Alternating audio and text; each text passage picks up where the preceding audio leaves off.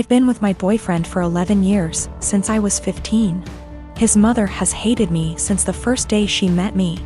She hated me due to my ethnicity, Kosovan Albanian. She hated me due to my career. I work as a model, and she decided that makes me an empty-headed, vain, shallow person. Then when I told her I still planned to go to university alongside my career, she said I was doing it to impress my boyfriend. I've since left uni with a distinction, and her new reason to hate me is I try too hard. She has also insisted I've cheated on him throughout our entire relationship, which is a ridiculous claim. I've never even kissed another man in my whole life. I have zero desire to cheat and never will. Late last year, she attempted to void the insurance on my boyfriend's motorbikes. She tried to do this under my name, so hypothetically, when he was arrested for riding with no insurance and called his insurance company, I'd get the blame. After this happened, my boyfriend and I agreed to cut her out. However, it hasn't stuck.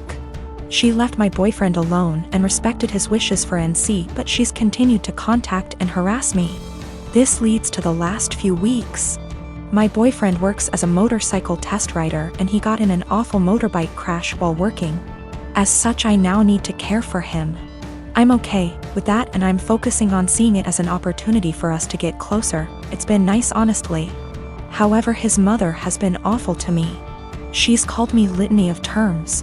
From things as tame as stupid to things as awful as a nasty Serbian half-breed. I'm not Serbian, and she's well aware that calling a Kosovan a Serb is offensive. I tried to block her, so she started making new iMessage accounts and began to continuously harass me via those accounts. Then came Friday night. The police turned up at our door. I was pretty confused and was quickly told they were there to do a welfare check as they'd received multiple claims of horrific abuse I was apparently putting my poor boyfriend under. Obviously, they quickly discovered he was fine, albeit grumpy, and they left.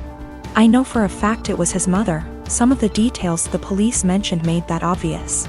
I'm now at a point where I've realized I literally cannot do this. I'm going to press charges against her for the insurance and harassment. It's a crime in the UK. And I'm likely going to sue her for damages. For the sake of my mental health, I need to do this. I don't want to be a victim, and she needs to be forced to stop. I have mentioned my intentions to her if she doesn't back off, and she's pretty much mocking me and saying I won't. I absolutely will. I just feel like this morally may make me an awful person. She sucks, I know this. However, she's old and miserable enough as is, and I feel like doing this may ruin whatever small amount of life she has left.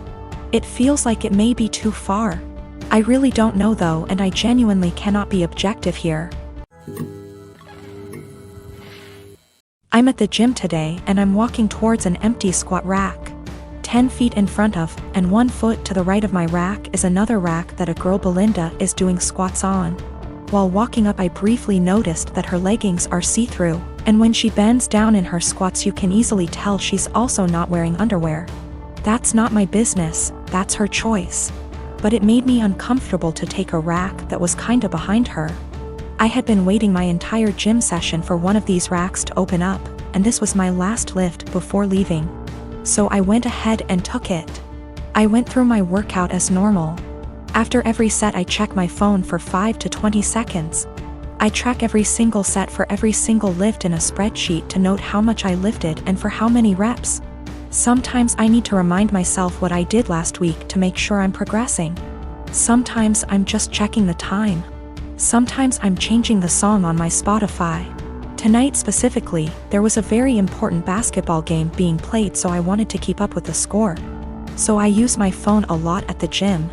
I finished my 3rd set when Belinda turns around and walks up to me, with her phone up yelling, "What the are you doing? Perv, stop pictures of me." I'm caught completely off guard, but I explain that I'm just taking notes on what I'm lifting. That I'm not paying attention to her at all. She's being extra loud so other people are looking at me, plus she's recording me, and she demands I go through my pics /vids to show her what I was recording, and I delete the ones I took of her. I try to again explain I didn't record anything of her at all. She's yelling that if I have nothing to hide I should have no problem showing her, so I insist on going to gym management. Once at the front we both explain our stories. She's still recording. The normal gym attendee asks me if I'm willing to show her, a neutral third party, my pics / vids. She also says if I have nothing to hide it's not a big deal and we can squash it right now. I refuse. I have my own uncensored pics in there plus those of my GF. I'm not gonna let anyone force me to show them for some bullshit. I do show her my spreadsheet which shows it's been revised over 15 times in the past 50 minutes. So that proves what I was using my phone for. That was received well, but they still expected me to prove my innocence. I told them they need to review the cameras. Apparently only the manager has access to them, so I was told he'd call me before the end of the night, in about an hour. My GF tells me I should have just let them look at my phone because she doesn't mind and it would have cleared this all up. But I mind.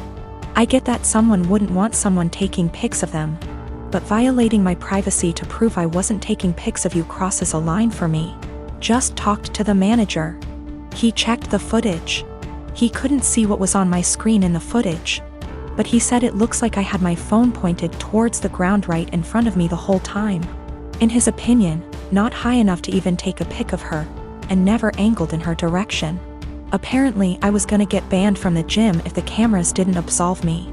And also I'm not the first person that has been accused by Brenda, but she legit had a creeper before. I am living with my family. It's me, a 15-year-old girl, my twin brothers who are 17, and my parents. My dad cusses a lot, and so do my older brothers. But apparently the standards are different for me. My dad overheard me saying a couple cuss words when I was on the phone with my friends and he got mad at me for my language. And for how trashy and unladylike it was. This wasn't the first time he called me, and only me, out for bad language. But it was the one that frustrated me the most because I could tell there was a double standard. I thought of calling him out on his language and hypocrisy, but then I had a different idea.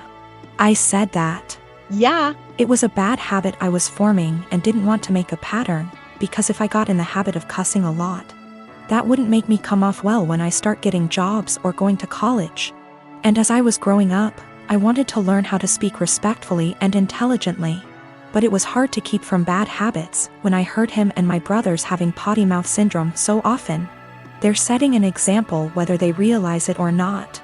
So I wanted to work on things for myself, but also together as a family. I suggested we make a swear tax where if anyone swears in front of anyone else who's participating, they give $1 to each person who heard them. I'd want that rule for myself because it would keep me accountable, and I'd really like it if the family joined me for it. So my dad said he'd join, and so would my mom. They got my brothers to be a part of it too. They didn't really have a choice. My parents decided to make it a rule. I know it's kinda petty, but I wanted to make the point that my dad and brothers swear a lot and I almost never do. In the few months we've had the rule, I've gotten about $250 from hearing my dad and brothers cuss. And have not sworn once. It's kinda making my brothers angry because they often cuss when they're mad, and I ask them for money, so they get madder and cuss more. So I get more money until they shut up. My dad actually got mad at me too. He was having some drinks, calling his brother and talking. And I came over after and asked for $18. He actually said he wouldn't give me that much, and there should be a cutoff.